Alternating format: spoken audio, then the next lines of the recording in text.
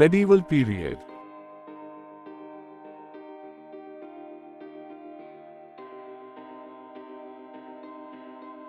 Utpala dynasty.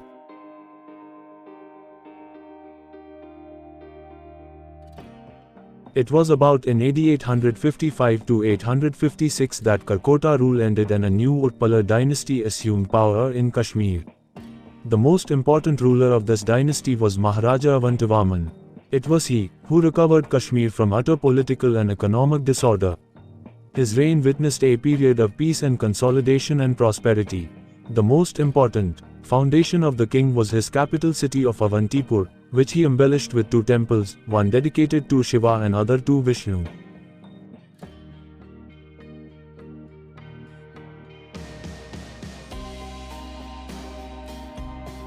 Both of them are in ruins now, but even then, they stand as the most imposing monuments of ancient Kashmir. Avantivarman died in a temple on Dal Lake when a fatal disease caught. Avantivarman was succeeded by his son Shankarvarman, but then the decline of Utpala dynasty set in. In the time of King Yasakara AD 939 to 948, a math hospice was built for the students of India who came to Kashmir for study and meditation. It clearly reveals intimate cultural contact between the valley and plains of India. In the 10th century in AD 950, Kamgupta ascended the throne of Kashmir, a man of mediocre ability, who married Princess Didda, daughter of the ruler of Lohara Poonch and granddaughter of the Shahi king of Kabul.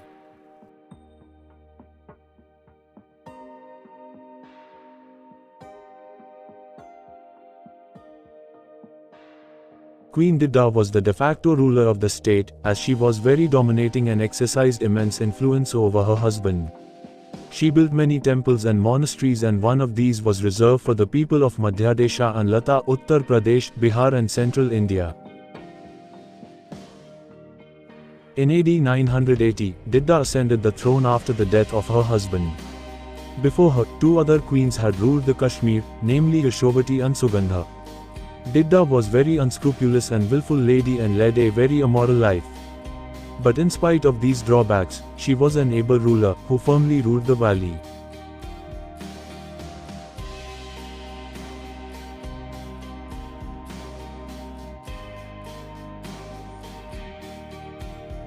She died in AD 1003 and left the throne of Kashmir to her family in undisputed succession. As her children had died young, she transmitted the crown to Sangramraj, son of her brother Udayraj, the ruler of Lohara Poonch.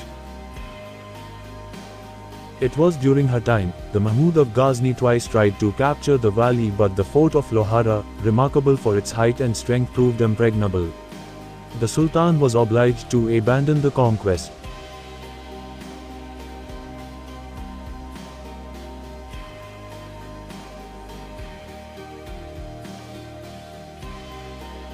Lohara dynasty, centered at Loran, was founded by Sangramraj after the death of Queen Didda and ruled the Kashmir for more than a century, after the eclipse of Utpala dynasty, till the end of the Hindu rule in Kashmir AD 1399. From AD 1089 to 1101, King Harsha ruled Kashmir. Harsha with his son Bhoja were murdered and the Kashmir throne passed into the hands of 2 princes respectively. Both the prince met the fate of Harsha, and when our great historian Kalhan completed his Rajatarangini in AD 1149-50, King Jaisimha, the last great ruler of the Hindu time, was ruling the state.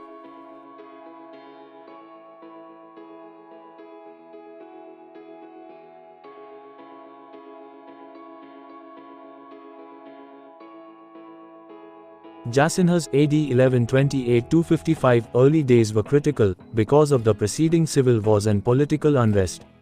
Still, the new ruler was able to maintain his firm rule for 27 years in a comparative safety. The king repaired and restored many temples, shrines, and numerous other pious foundations were also made during his reign. The people after a long time heaved a sigh of relief. The last ruler of Lohara dynasty was Vanitadeva, who died in AD 1171.